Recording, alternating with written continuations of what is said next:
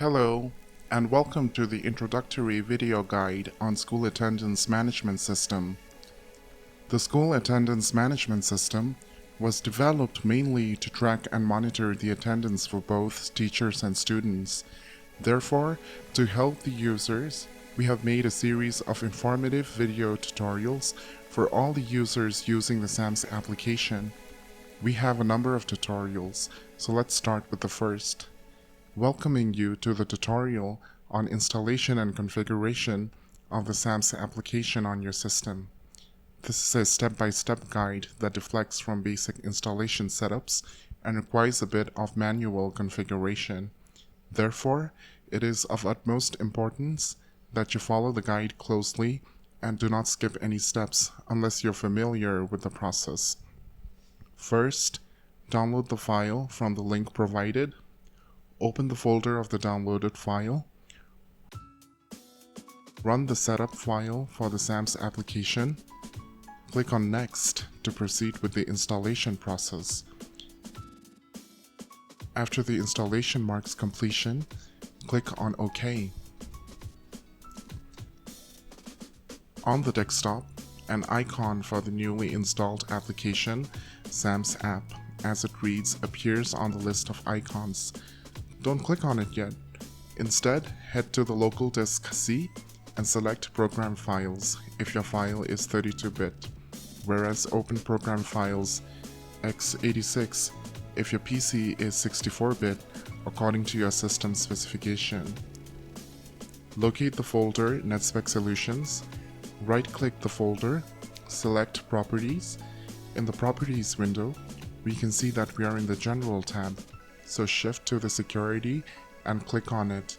Click on Edit and select the user you want to assign the permission to. Below Permissions for Users, check the box Allow next to Full Control to give full control to the selected user.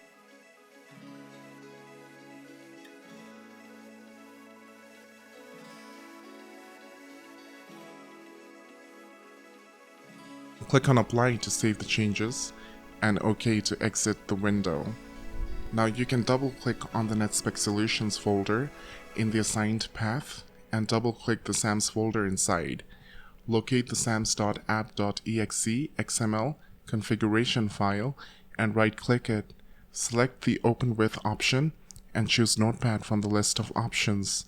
If the software is unavailable in the recommended programs, click on Other Programs to expand the tree and search for the program. Otherwise, you can click on Browse and search for Notepad in your computer. Open the config file with Notepad and maximize it so you can get a full view of the containing text within the file. The next step requires you to change the value of the school code. You can find the code, a 3-digit value, here or in the description box below. So copy the code and then replace the area marked XXX for your convenience with the 3-digit value. Go to File to save. Remember, save, not save as, since the existing file must be updated.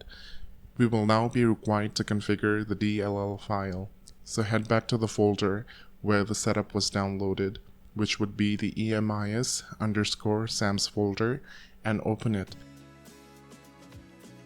Select the SBPX DLL subfolder to view the two files. You will need to copy these two files and paste it in Drive C. There is no need to paste it in the SAMS folder in Drive C. Simply paste it directly as demonstrated in this tutorial. Having done that, open up Command Prompt in Administrator mode and type in the command regsvr32c sbxpc.ocx.